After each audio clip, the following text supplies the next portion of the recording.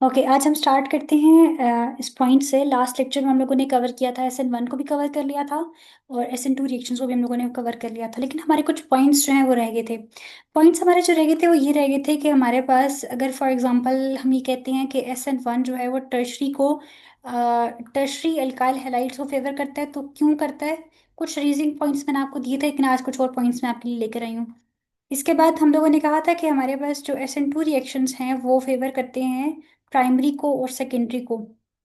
ठीक है, primary secondary alkyl halide को फेवर करते हैं। क्यों करते हैं इसकी रीजन भी आज हम लोग और कुछ पॉइंट्स देखेंगे। फिर हमारे पास एक केस था सेकेंडरी अल्काइल हैलाइड्स का।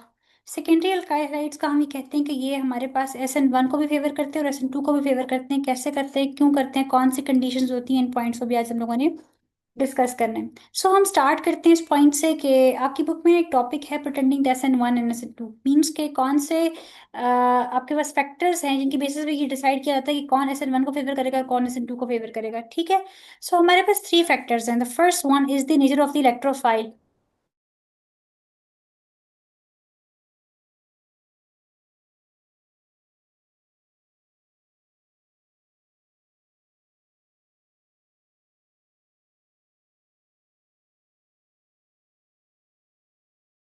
अच्छा, सो हमारे पास थ्री फैक्टर्स हैं ये जो ये डिसाइड करते हैं कि आइदर SN1 रिएक्शन होगा या SN2 रिएक्शन होगा या हमारे पास कौन सा रिएक्शन होगा। जो फर्स्ट फैक्टर है उसमें से वो फर्स्ट फैक्टर हमारे पास है nature of the electrophile. Electrophile ये डिसाइड करेगा कि आइदर रिएक्शन जो है वो SN1 होगा या हमारे पास SN2 रिएक्शन होगा। अच्छा, अब आपके आपके पास डिस्क्रिप्शन ये है कि अगर आपके पास प्राइमरी अल्काइल हैलाइड हुआ तो वो SN2 को फेवर करते हैं। अगर आपके पास प्राइमरी अल्काइल हैलाइड है, अगर प्राइमरी अल्काइल हैलाइड है तो वो SN2 को फेवर कर रहा है, और अगर वो टर्शियरी अल्काइल हैलाइड हुआ तो वो किसको फेवर करेगा? वो फेवर करेगा SN1 रिएक्शन को। ठीक है, अब इसकी जस्टिफिकेशन क्या है, क्यों हमारे पास जो प्राइमरी कार्बन्स होते हैं, प्राइमरी अल्काइल हैलाइड्स होते हैं वो SN2 को फेवर करते हैं। इसके जो रीजन है वो ये है कि फर्स्ट तो आपको ये बात याद होगी कि जब हम लोगों ने SN2 रिएक्शंस परफॉर्म किए थे तो हम ये कहते हैं कि they are the one step reactions.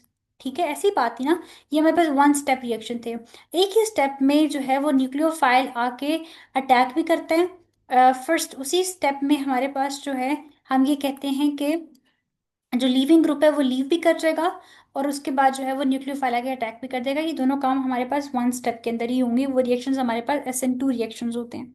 तो अब यहाँ पे SN2 रिएक्शंस को प्राइमरी कार्बन जो हैं यही क्यों फेवर करते हैं, टर्शरी क्यों फेवर नहीं करते? प्राइमरी इसलिए फेवर करते हैं क्योंकि SN2 रिएक्शंस के अंदर हमारे पास क्या होता है, SN2 रिएक्शंस में हमारे पास ये होता है कि nucleophile attack the carbon at the same time as the leaving group leave. ठीक है, इन रिएक्शंस में हमारे पास क्या होता है, जल्दी करो यहाँ से, मेरे सामने करो, सामने यहाँ पे। अच्छा, SN2 रिएक्शंस में हमारे पास ये होता है कि न्यूक्लियोफाइल जो है अटैक करेगा कार्बन के ऊपर सेम टाइम पे जब लीविंग ग्रुप लीव किया।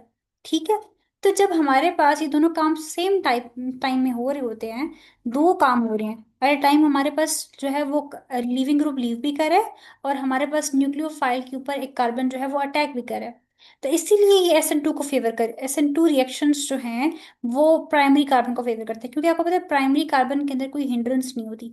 अगर हिंड्रेंस होती तो क्या होता, अगर हिंड्रेंस होती तो न्यूक्लियोफाइल का अटैक और लीविंग ग्रुप का लीव करना एट द सेम टाइम ये पॉसिबल ना होता। फर्स्ट पॉइंट तो ये है कि प्राइमरी कार्बन इसीलिए SN2 को फेवर करते हैं क्योंकि इनके अंदर स्टेरिक हिंड्रेंस नहीं होती।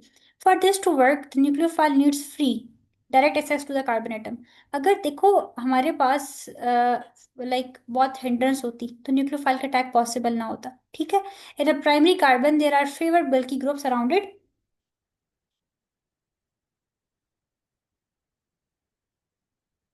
अच्छा, यहाँ पे क्या है कि in a primary carbon there are fewer bulky groups around it, so less direct hindrance और लेस डायरेक्ट हिंड्रेंस की वजह से nucleophile can easily approach from the back side and perform a back side attack. ठीक है, therefore SN2 is favoured in the primary alkyl halides. Simple, इसकी सिर्फ यही reason है कि प्राइमरी के अंदर डायरेक्ट हिंड्रेंस नहीं होती और SN2 को दोनों काम सेम टाइम में करने होते हैं। इसी वजह से SN2 जो है वो प्राइमरी कार्बन को या प्राइमरी अल्काइल हैलाइड्स को फेवर करते हैं।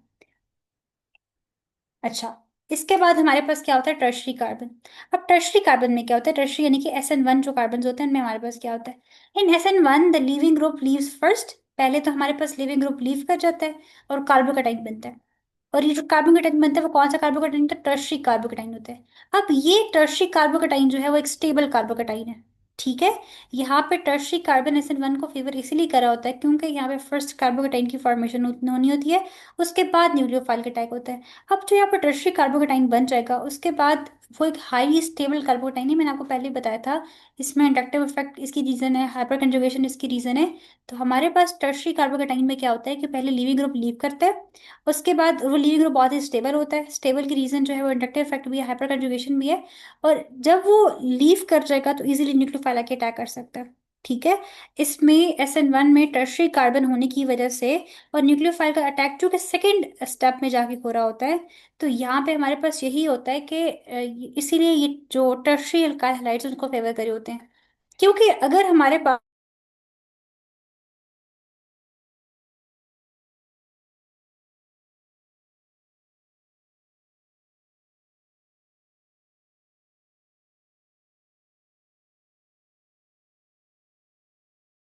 तो इसीलिए हमारे पास जो SN1 रिएक्शन होते हैं वो टर्शरी को फेवर करते हैं। सबसे पहली रीजन हमारे पास SN2 की आती है। SN2 प्राइमरी को तब करते हैं क्योंकि SN2 के अंदर दोनों काम सेम टाइम में होने होते हैं। जब सेम टाइम में होने होते हैं तो उनको एक ऐसा कार्बन चाहिए जिसमें इतनी सारी हिंड्रेंस ना हो। ठीक है। और टर्शरी कार्बन में चूंकि हमें स्पेस मिल जाती है, मतलब कि पहले कार्बोकेटाइन की फॉर्मेशन होती है, नेक्स्ट स्टेप में जाके न्यूक्लियोफाइल अटैक करता है। और यहाँ पे हमारे पास जो अब कार्बन है वो कौन सा, टर्शरी कार्बन है। ठीक है। और आपको पता है कि टर्शरी में यहाँ पे स्टेरिक हिंड्रेंस तो बहुत होगी, लेकिन चूंकि कार्बोकेटाइन स्टेबल है इसी वजह से जो है वो यहाँ लिखा है on the other hand tertiary carbon is very crowded, nucleophile can not easily attack directly. So यहाँ पे SN1 इसको फेवर करेगा। SN1 में टू स्टेप्स होने की वजह से, तो अगर हमारे पास इवन अगर टर्शरी कार्बन थोड़ा सा डिफिकल्ट भी है, टर्शरी हाइलाइट थोड़ा सा उसमें डिफिकल्ट भी अटैक करना, तो चूंकि यहाँ पे टू स्टेप्स आ चुके हैं, फर्स्ट स्टेप में कार्बोकेटाइन बनेगा, सेकंड स्टेप में जाके न्यूक्लियोफाइल अटैक करेगा, तो तब SN1 ज्यादा इससे अच्छी तरह से मैच कर रहा था। ठीक है, इसी कंडीशंस के साथ। लेकिन SN2 जो है वो सिर्फ प्राइमरी को फेवर करता है। यहाँ तक कोई कंफ्यूजन आपको? तो मैम। ओके। अब इसके बाद हम देखते हैं केस कि हमारे पास, हम नेक्स्ट फैक्टर से मूव नहीं करें। हमारे पास थ्री फैक्टर्स थे जो SN1 SN2 को डिसाइड करेंगे। एक इलेक्ट्रोफाइल डिसाइड करेगा, इसके बाद सेकंड हमने कहा था कि हमारे पास कौन डिसाइड करेगा, न्यूक्लियोफाइल डिसाइड करेगा, थर्ड सॉल्वेंट डिसाइड करता है। अब हम लोग न्यूक्लियोफाइल में मूव करने से पहले एक और पॉइंट स्टडी करते हैं कि हमारे पास सेकेंडरी अल्काइल हैलाइड अगर आ गया तो क्या होगा। अगर हमारे पास सेकेंडरी अल्काइल हैलाइड हुआ तो क्या हमारे पास SN1 फेवर होगा, को फेवर करेगा वो रिएक्शन, या SN2 को फेवर करेगा? इन दोनों में से कौन सा मैकेनिज्म फॉलो होगा सेकेंडरी के लिए? Secondary alkyl halides are the boundary line case, ये बिल्कुल बाउंड्री पे होता है, ये SN1 को फेवर भी करता है और SN2 को भी करता है। Because they can undergo both SN1 SN2, depend करता है कंडीशंस के ऊपर। अब वो कौन सी कंडीशंस है, ये बहुत इंपॉर्टेंट बात है कि वो कौन सी कंडीशंस हैं जो सेकेंडरी कार्बोहाइड्राइल हैलाइड को SN2 की तरफ लेके जाती हैं, और वो कौन सी कंडीशन जो उसको फेवर करवाती हैं SN1 की तरफ। अब यहाँ पे देखें कंडीशंस फेवरिंग दी SN2 reactions. Strong nucleophile first, अगर आपके पास सेकेंडरी अल्काइल हैलाइड हुआ, इसके साथ आप जो इसको न्यूक्लियोफाइल दे रहे हैं, जो न्यूक्लियोफाइल इसके ऊपर आगे अटैक करेगा, अगर वो एक स्ट्रॉन्ग न्यूक्लियोफाइल है, अगर वो आपके पास जो है वो हाइड्रो ऑक्साइड आइन है, अगर वो आपके पास जो है वो साइनाइड आइन है, अगर आपके पास वो आयोडाइड आइन है, अगर वो एक स्ट्रॉन्ग न्यूक्लियोफाइल है, और इस रिएक्शन को करने के लिए अगर आप इसको सॉल्वेंट जो प्रोवाइड करें, वो सॉल्वेंट प्रोवाइड करे होते हैं पोलर ए प्रोटिक सॉल्वेंट। आप इसको जो सॉल्वेंट प्रोवाइड करें वो कौन सा सॉल्वेंट है, पोलर ए प्रोटिक सॉल्वेंट। अभी इन सॉल्वेंट्स को भी हम लोग डिटेल में डिस्कस करते हैं। सॉल्वर पोलर ए प्रोटिक सॉल्वेंट अगर आपके पास हुआ, फॉर एग्जांपल एसीटोन हो गया, या DMS हो गया, DMF हो गया, ये मैं आपको बताती हूँ क्या होते हैं, डाइमिथाइल फ्लोराइड हो गया या DMS हो गया, ये अगर आपके पास पोलर ए प्रोटिक सॉल्वेंट्स हुए, तो जो रिजल्ट में आपके पास प्रोडक्ट बनेगी, या ये जो रिएक्शन जिस मैकेनिज्म को फेवर करेगा वो मैकेनिज्म SN2 का होगा। ठीक है। क्योंकि देखो, जो सेकेंडरी है उसके बाद में दो तो स्टेरिक हिंड्रेंस है ना, दो तो एल्काइल ग्रुप्स प्रेजेंट है, तो वो दो एल्काइल ग्रुप्स में जो स्टेरिक हिंड्रेंस कॉज कर सकते हैं ना, ये सेकेंडरी कार्बोकेटाइन है। तो इसके लिए भी एक बहुत ही स्ट्रॉन्ग न्यूक्लियोफाइल हमें चाहिए। अगर स्ट्रॉन्ग न्यूक्लियोफाइल हुआ तो तब जाके SN2 होगा, वरना SN2 नहीं होगा। SN2 के केसेस के चांसेस तभी पॉसिबल हैं अगर आप न्यूक्लियोफाइल बहुत स्ट्रॉन्ग यूज करते हैं, तभी आपके पास न्यूक्लियोफाइल का अटैक और लीविंग ग्रुप का लीव करना, दोनों चीजें एक ही स्टेप पे हो सकती हैं, वरना नहीं होंगी। ठीक है। अच्छा, लेस बल्कि न्यूक्लियोफाइल अगर हुआ तो वो उसको अलाउ करेगा बैक साइड अटैक। अगर इसमें अटैक जो है वो बैक साइड से होता है, यानी कि यहाँ पे लीविंग ग्रुप यहाँ से लीक करता है और न्यूक्लियोफाइल यहाँ पे आके अटैक करेगा, अगर आपके पास न्यूक्लियोफाइल जो है वो लेस बल्की हुआ। दूसरी बात है टेम्परेचर मॉडरेट होना चाहिए। बहुत लो टेम्परेचर होगा तो यहाँ पे, अच्छा ये बात देखो कि अगर टेम्परेचर बहुत लो होगा तो वो फेवर करेगा सब्स्टिट्यूशन को ओवर द एलिमिनेशन। तो फिर एलिमिनेशन रिएक्शन नहीं हो पाएगा, फिर से सब्स्टिट्यूशन होगा। आपको पता है कि सेकेंडरी अल्काइल हैलाइड्स आपके पास जिस तरह भी हम लोग पढ़े हैं सब्स्टिट्यूशन रिएक्शंस को, आगे जाके हम लोगों ने एलिमिनेशन को भी पढ़ना है, तो फिर यही प्राइमरी सेकेंडरी और टर्शियरी अल्काइल हैलाइड ही एलिमिनेशन रिएक्शंस भी कर रहे होंगे। तो अगर आप टेम्परेचर्स को मॉडरेट प्रोवाइड करेंगे या हाई टेम्परेचर प्रोवाइड करेंगे तो सब्स्टिट्यूशन होगी, अगर टेम्परेचर लो प्रोवाइड करेंगे तो रिजल्ट में एलिमिनेशन हो जाएगी। बहुत छोटे छोटे पॉइंट्स हैं। स्ट्रॉन्ग न्यूक्लियोफाइल का मस्ट होना जरूर मस्ट होना है। उसके बाद सॉल्वेंट में हमारे पास पोलर एप्रोटिक सॉल्वेंट होना चाहिए, पोलर प्रोटिक नहीं होना हो। अभी हम नेक्स्ट ही स्लाइड में डिस्कस करते हैं कि पोलर प्रोटिक और पोलर एप्रोटिक की डिस्क्रिप्शन क्या है। इसके बाद हमारे पास बल्की ग्रुप्स, लेस बल्की न्यूक्लियोफाइल होना चाहिए। ठीक है। उसके बाद टेम्परेचर भी आपने मॉडरेट या हाई टेम्परेचर प्रोवाइड करेंगे तो सब्स्टिट्यूशन होगी, वरना अगर आप ये सब कुछ देके और टेम्परेचर को बहुत लो कर देते हैं तो फिर भी एलिमिनेशन हो जाएगी, फिर E2 रिएक्शन परफॉर्म हो जाएंगे, हमारे पास SN2 रिएक्शंस नहीं हो पाएंगे। इसकी जस्टिफिकेशन क्या होती है कि सेकेंडरी कार्बन जो होते हैं वो स्टेरिक हिंड्रेड भी होते हैं। न्यूक्लियोफाइल का अटैक, अगर बहुत स्ट्रॉन्ग न्यूक्लियोफाइल देंगे सॉल्वेंट भी रिएक्टिव होगा, यानी कि पोलर ए प्रोटिक सॉल्वेंट हुआ तो SN2 रिएक्शन होगा, वरना रिएक्शन नहीं होगा। इसके बाद SN1 की क्या कंडीशंस होती हैं सेकेंडरी अल्काइल हैलाइड के लिए। अब secondary alkyl halide for example अगर हम ये देखते हैं कि वो SN1 को फेवर करता है, तो वो कब फेवर करता है। SN1 में आपको पता है कि दोनों काम जो है वो लाइक टू स्टेप्स में काम हो रहा होता है। ठीक है। फर्स्ट स्टेप में कार्बोकेटाइन बनता है, सेकंड स्टेप में जाके न्यूक्लियोफाइल जो है वो अटैक करता है। आपके पास ये है, हम ये कहते हैं कि आपके पास सेकेंडरी कार्बोकेटाइन है। ठीक है। अब स्टेरिकली हंड्रेड तो ये कार्बन है। ठीक है। तो अब क्या होगा कि अगर आप फॉर एग्जांपल जो न्यूक्लियोफाइल यूज करते हैं वो बहुत ही वीक न्यूक्लियोफाइल है, आप वाटर यूज कर देते हैं, आप यहाँ पे अल्कोहल का यूज करते हैं, और उसके अलावा आप जो सॉल्वेंट यूज कर रहे हैं वो आपके पास पोलर प्रोटिक सॉल्वेंट है जो कि लेस रिएक्टिव सॉल्वेंट होता है। पोलर प्रोटेक्ट सॉल्वेंट यूज करें, मतलब आप सब वो कंडीशंस यूज करें जो इसको फेवर नहीं करी इतना, तो फिर रिएक्शन SN1 नहीं होगा। फिर इसको टू स्टेप्स चाहिए तब जाके काम हो सकता है। अब इसके बाद जो कार्बोकेटाइन बनेगा डेफिनेटली सेकेंडरी कार्बोकेटाइन जो होता है वो इतना, सेकेंडरी जो कार्बोकेटाइन यहाँ पे हमारे पास पहले ही कार्बोकेटाइन तो नहीं होता ना, पहले तो उसके साथ हाइड्रोजन लगा हुआ होता है। सॉरी, यहाँ पे आपके पास जो है वो पहले हाइड्रोजन होता है नेक्स्ट स्टेप में जाके। अच्छा, याद है पहले हाइड्रोजन था। तो जब सेकेंडरी अल्काइल हैलाइड यहाँ पे बनेगा, तो अगर आपने उसको सॉल्वेंट भी इतना अच्छा नहीं दिया हुआ, अगर आपने उसको न्यूक्लियोफाइल भी इतना अच्छा प्रोवाइड नहीं किया हुआ, तो अगर आपने उसको ये सब कंडीशन नहीं दी तो पहले वो कार्बोकेटाइन बनाएगा। अब जो कार्बोकेटाइन आपको पता है वो भी इतना स्टेबल तो नहीं है, लाइक लेस स्टेबल कार्बोकेटाइन, लेकिन बहुत ही, हम ये भी कहें ना कि बहुत ही कम स्टेबिलिटी उसकी, ऐसा भी नहीं है लेकिन लेस स्टेबल है, बहुत हाईली स्टेबल नहीं है हमारे पास। तो फिर आपको इसको टेम्परेचर भी बहुत हाई देना पड़ता है। हाई टेम्परेचर देंगे तब जाके एक न्यूक्लियोफाइल इसके ऊपर इजीली अटैक करेगा, और अटैक करके इसके रिजल्ट में जो रिएक्शन है वो कंप्लीट हो सकेगा, प्रोडक्ट बनेगी। ठीक है। तो न्यूक्लियोफाइल अगर वीक है, सॉल्वेंट आप पोलर प्रोटेक्ट यूज करें, वाटर यूज करें, एथेनॉल यूज करें, एसिटिक एसिड आप यूज करें, अगर टेम्परेचर बहुत हाई प्रोवाइड करेंगे, ये कार्बोकेटाइन की फॉर्मेशन को प्रमोट करता है, टेम्परेचर हाई देंगे तब जाके कार्बोकेटाइन बन सकेगा। गुड लिविंग ग्रुप अगर होगा, जो लिविंग ग्रुप लीव करेगा भी गुड होगा, तो तब जाके आप जो है वो ये देखेंगे कि आपके पास सेकेंडरी कार्बोकेटाइन जो है, सॉरी सेकेंडरी जो आपके पास अल्काइल हैलाइड है वो किसको फेवर करे, SN1 को। सेकेंडरी अल्काइल हैलाइड जो है वो फेवर करता है SN1 रिएक्शंस को। ठीक है। ये सब आपके पास कंडीशंस है। अभी हम लोग पढ़ते हैं पोलर प्रोटिक और पोलर ए प्रोटिक को कि ये क्या होते हैं, लेकिन फिलहाल यहाँ तक कोई ऐसा पॉइंट जो आपको समझ ना आया हो बचिएगा। मैम SN2 में जब टेम्परेचर ज्यादा होगा तब सब्स्टिट्यूशन होगी एलिमिनेशन? अगर दोबारा पूछो किसमें, SN2 में। यस मैम, जब टेम्परेचर बहुत ज्यादा हो जाएगा तब हमारे पास सब्स्टिट्यूशन होगी एलिमिनेशन? अगर टेम्परेचर अगर टेम्परेचर मॉडरेट होगा या टेम्परेचर लो होगा तो सब्स्टिट्यूशन होगी। ठीक है। और अगर आप टेम्परेचर बहुत हाई प्रोवाइड कर देंगे तो एलिमिनेशन हो जाएगी। Okay ma'am. अगर टेम्परेचर मॉडरेट या लो होगा तो सब्स्टिट्यूशन होगी, और अगर टेम्परेचर बहुत हाई प्रोवाइड कर देंगे तो सब्स्टिट्यूशन की जगह एलिमिनेशन हो जाएगी। सो यहाँ तक हो गया हमारे पास सेकेंडरी का भी केस, हमने स्टडी कर लिया। प्राइमरी और टर्शरी का तो ऑलरेडी हम कर चुके थे। अब सेकंड जो फैक्टर है जो डिसाइड करता है कि आइदर रिएक्शन जो है वो SN1 होगा या SN2 होगा, हम उसको देखते हैं न्यूक्लियोफाइल। ऑलरेडी वैसे आप ये पॉइंट पढ़ भी चुके हैं ऑलमोस्ट।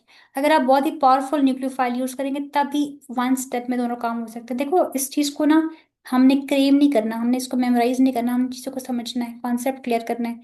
अब हमारे पास देखें दोनों काम एक ही स्टेप में हम करना चाह रहे हैं। हम चाह रहे हैं कि जो लिविंग ग्रुप है वो लीव भी कर जाए और न्यूक्लियोफाइल आके अटैक भी करे, दोनों काम एक ही टाइम पे करना चाहते हैं। तो डेफिनेटली उसको कंडीशंस भी फेवरेबल देना तभी काम हो सकता है। वो कंडीशंस तब ऐसे ही हो सकती हैं कि आपके पास जो कार्बन है वो बल्कि कार्बन ना हो, उस पर कोई बल्कि ग्रुप अटैच ना हो, ताकि न्यूक्लियोफाइल इजीली अटैक कर सके। उसको हम फेवर देते हैं, हम ये कहते हैं कि इसको अच्छा हम न्यूक्लियोफाइल बहुत ही स्ट्रॉन्ग देंगे, डेफिनेटली स्ट्रॉन्ग न्यूक्लियोफाइल देंगे तो रिएक्शन अच्छा हो जाएगा। फिर हम ये कहते हैं कि हम इसको सॉल्वेंट भी कौन सा देते हैं, पोलर ए प्रोटेक्ट सॉल्वेंट देते हैं। तो अभी आपको शायद समझ ना आ रहा हो, मैं बता देती हूँ, मुझे खुद भी वो हो रहा है कि पोलर प्रोटेक्ट और ए प्रोटेक्ट मैं बता देती हूँ आपको। तो अगर आप पोलर प्रोटेक्ट सॉल्वेंट यूज करेंगे तब जाके SN2 रिएक्शंस होते हैं, तब जाके SN2 होंगे, वरना SN1 रिएक्शन हो जाएगा। ठीक है, तो ये बात क्लेमिंग करने की या मेमोराइज करने की जरूरत भी नहीं है, ये आपको वैसे समझ आ जाएगी। SN2 यहाँ पे फेवर होते हैं अगर आप बहुत पावरफुल न्यूक्लियोफाइल देते हैं। क्यों ऐसा होता है? क्योंकि SN2 जो है वन स्टेप रिएक्शन है, न्यूक्लियोफाइल डायरेक्टली अटैक करता है कार्बन के ऊपर सेम टाइम पे जब लिविंग ग्रुप लीव कर रहा होता है। तो हमें उसके लिए एक स्ट्रॉन्ग नेगेटिवली चार्ज न्यूक्लियोफाइल चाहिए होगा ताकि वो इजिली अटैक कर सके और पुश कर सके लिविंग ग्रुप को। ठीक है, अगर आप न्यूक्लियोफाइल वीक ले लेंगे, अगर आपका न्यूक्लियोफाइल जो है वो वाटर होगा या अल्कोहल होगा, तो वो SN1 को फेवर करेगा। द रीजन इज कि इसमें जो रेड डिटरमिनिंग स्टेप होता है वो फॉर्मेशन ऑफ कार्बोकेटाइन होते हैं। पहले कार्बोकेटाइन बनता है, उसके बाद हमारे पास जाके जो है वो न्यूक्लियोफाइल का अटैक है। तो फर्स्ट स्टेप में जब जब हमारे पास कार्बोकेटाइन बन चुका है, लिविंग ग्रुप लीव कर चुके हैं, तो अब अगर आप इसको एक वीक न्यूक्लियोफाइल भी दे दी तब भी काम हो जाएगा, क्योंकि दोनों काम आप एक साथ ही करें। न्यूक्लियोफाइल आपका सॉरी लिविंग ग्रुप आपका पहले लीव कर चुके हैं, अब आपको वो वाली एनर्जी नहीं लगानी पड़ी उसके ऊपर। अब कार्बोकेटाइन के ऊपर सिर्फ आपने न्यूक्लियोफाइल का अटैक करवाना है ना, तो अगर वीक भी हुआ तो काम तो चल जाएगा। तो so even a weak nucleophile can attack once the carbocation is formed. So SN1 में क्या होता है, बहुत फास्ट और फोर्सफुल अटैक चाहिए होता है, तो स्ट्रॉन्ग न्यूक्लियोफाइल होना चाहिए। और SN2 में क्या होता है, कार्बोकेटाइन की स्टेबिलिटी मैटर करती है, डिपेंड करता है उसके ऊपर। तो न्यूक्लियोफाइल की स्ट्रेंथ इतनी मैटर नहीं करी होती है इसमें। ठीक है, कार्बोकेटाइन की स्टेबिलिटी मैटर करती है, इसलिए आप वीक न्यूक्लियोफाइल भी लेंगे तब भी आपका काम जो है वो चल जाएगा। अच्छा, अब मैं मूव करती हूँ पोलर प्रोटेक्ट और पोलर ए प्रोटेक्ट पे। अच्छा, पोलर प्रोटेक्ट क्या होता है और पोलर ए प्रोटेक्ट क्या होता है? पोलर प्रोटेक्ट ये होता है कि जब polar solvents that have hydrogen atoms directly attached to the electronegative.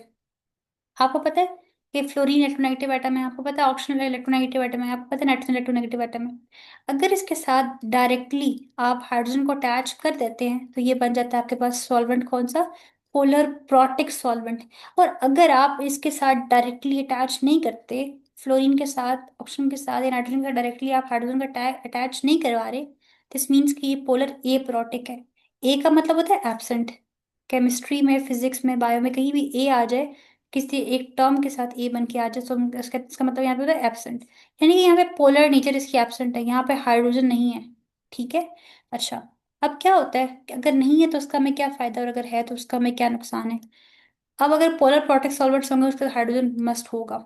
ठीक है, अब जब हाइड्रोजन है दिस मीन्स कि अब ये जो आपके पास इलेक्ट्रोनेगेटिव एटम है, अब ये फ्री नहीं है, ये हमारे पास एज अ न्यूक्लियोफाइल एक्ट कर रहा होता है। ये नेगेटिवली चार्ज होता है, ये न्यूक्लियोफाइल होते हैं ना। ये अब फ्री नहीं है। ठीक है, जब ये फ्री नहीं होगा तो ये किसी भी चीज पे जाकर इजीली अटैक कैसे कर सकता है? अगर फॉर एग्जांपल हम करवा रहे हैं रिएक्शन SN2 जिसमें हमें दोनों काम एक साथ करने हैं, न्यूक्लियोफाइल का अटैक भी उसी में होगा और जो लिविंग ग्रुप लीव करे वो भी उसी में करे।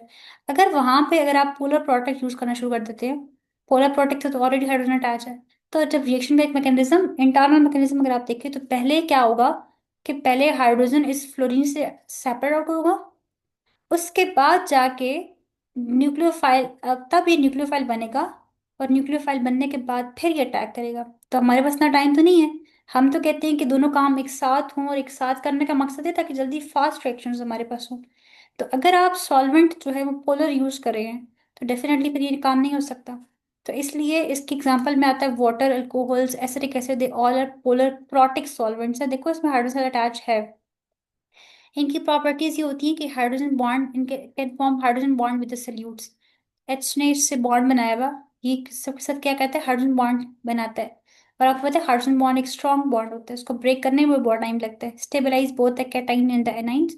और ये स्ट्रांगली सॉल्वेट होते हैं न्यूक्लियोफाइल्स के साथ, making them less reactive, nucleophile को लेस रिएक्टिव कर देता है। ये SN1 को फेवर करता है, SN2 को फेवर नहीं करता, क्योंकि SN1 में दे स्टेबलाइज द कार्बोकेटाइन इंटरमीडिएट। और दूसरी बात है, सबसे इजी जो कॉन्सेप्ट माइंड में रखेंगे तो कभी भी नहीं भूलेगा कि SN1 में 2 स्टेप्स होते हैं। SN1 में पहले कार्बोकेटाइन बनता है, उसके बाद न्यूक्लियोफाइल का अटैक होता है।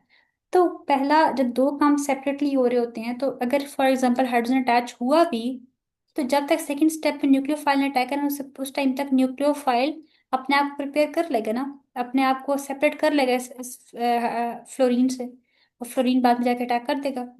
तो यहाँ पे हमारे पास टाइम होता है, लेकिन फर्स्ट रिएक्शन SN2 के अंदर हमारे पास टाइम बिल्कुल भी नहीं होता। हमें दोनों स्टेप्स जो होते हैं वो एक साथ करने होते हैं। और यहाँ पूरा ए प्रोडक्ट में क्या होगा कि they do not have OH NH bond, so they can not form the hydrogen bond with the nucleophile.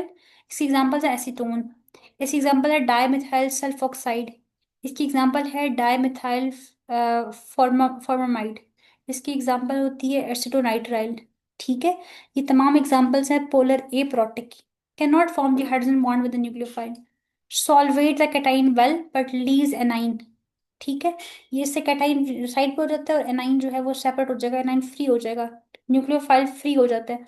Nucleophile अब हाईली रिएक्टिव हो चुका है, क्योंकि वो फ्री है ना, वो इजीली अटैक कर सकता है, किसी पर डिपेंडेंट तो नहीं है। तो ये फेवर करते हैं ऐसे टू रिएक्शंस को, क्योंकि यहाँ पे न्यूक्लियोफाइल जो है वो हिंडर्ड नहीं होते, वो इजीली अटैक कर सकते हैं।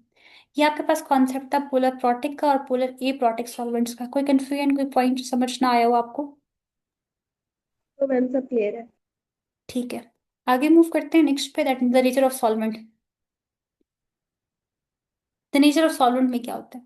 सॉल्वेंट वही बात हो रही है, मैं काफी बता चुकी हूँ।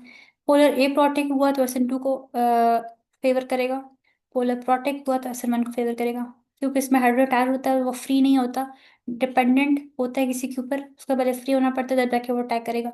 तो they do not form hydrogen bond with nucleophile, so nucleophile remains free and highly reactive, SN1 को फेवर करेगा। यहाँ पे क्या होता है कि हाइड्रोजन बॉन्ड बनाते हैं, अपने आप को, अपने दोनों आइंस कैटाइंस और आयनाइंस को स्टेबल कर लेता है, हाईली रिएक्टिव नहीं होता, लेस रिएक्टिव होता है।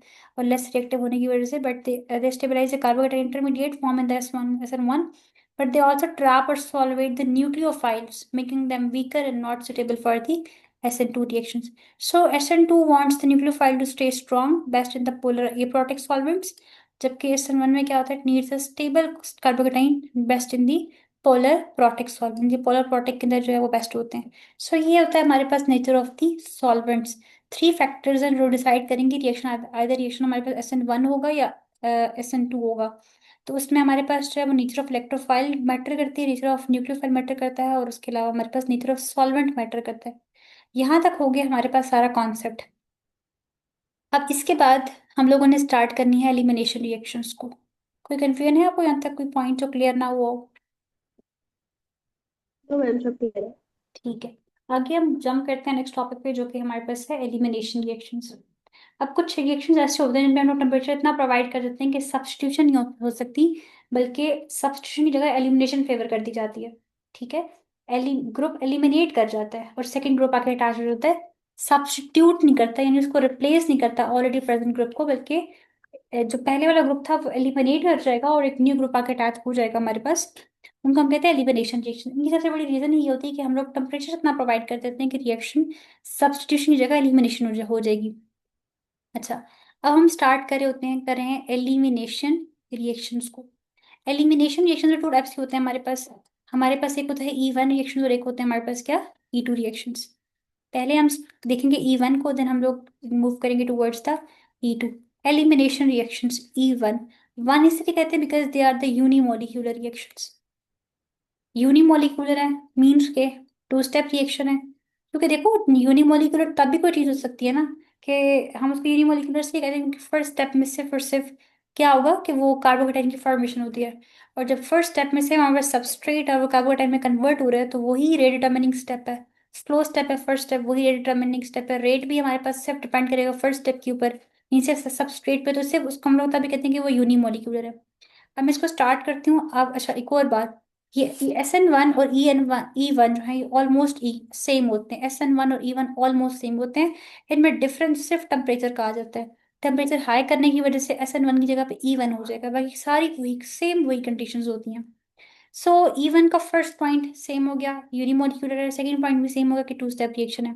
थर्ड पॉइंट हमारे पास ये आ जाता है कि अब मैं आपको रिएक्शन शो करवाती हूँ। रिएक्शन में देखो कि ये आपके, हाँ थर्ड स्टेप मैं आपको बता रही थी कि इसमें भी tertiary carbocation, tertiary alkyl halide जो है ये इस रिएक्शन को फेवर करते हैं।